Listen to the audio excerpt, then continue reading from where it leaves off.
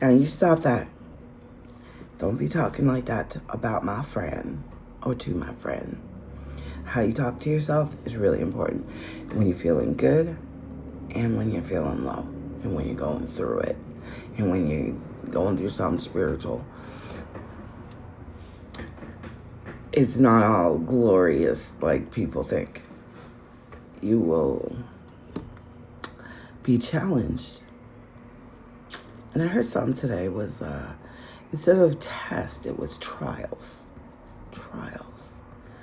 And that makes a lot of sense because it's like, trial.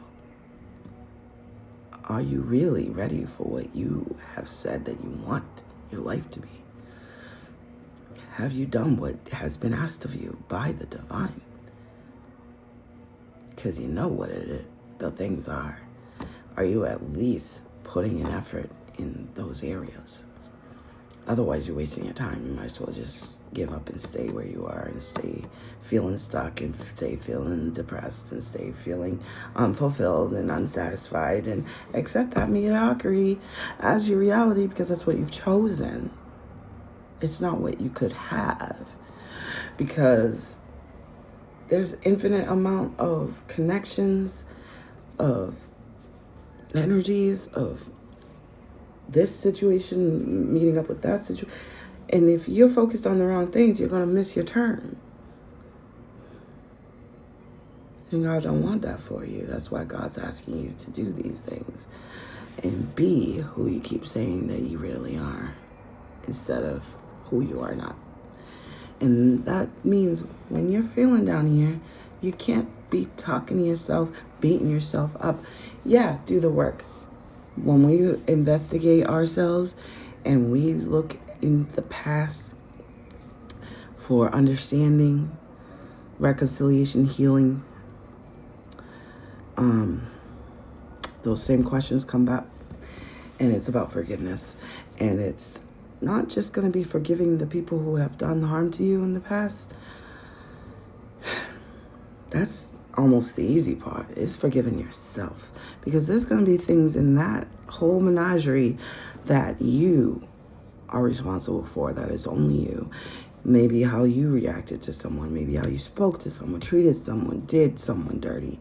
Because you know you're not the only one that got fucked with, you know.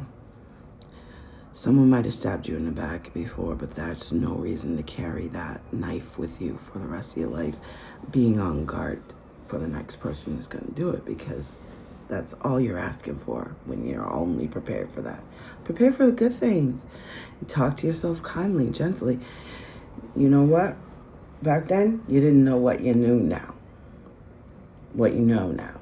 You did what you did with your limited understanding of things.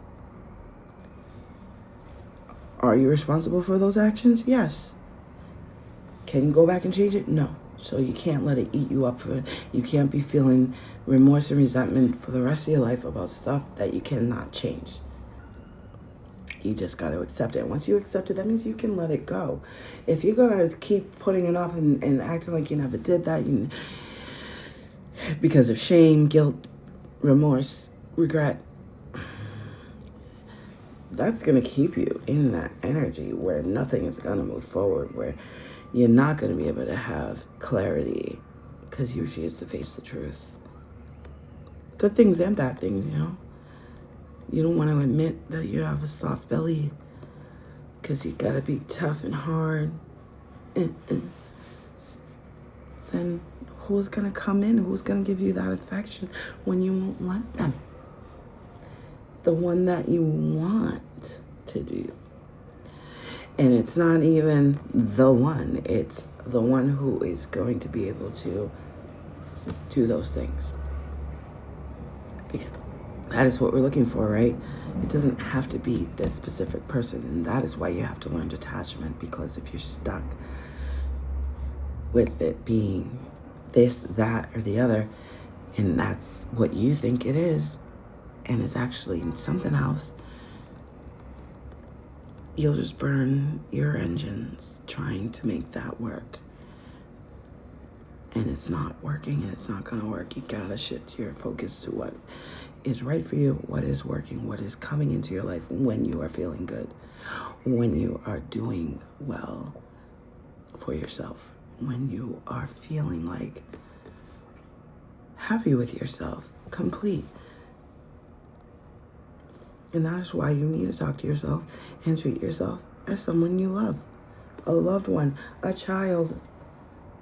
You wouldn't speak to that child like that, would you?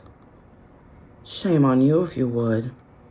Would you talk to your grandma that way? It wasn't her fault that she didn't know this information before and she was a fucked up parent. Whatever, I don't know.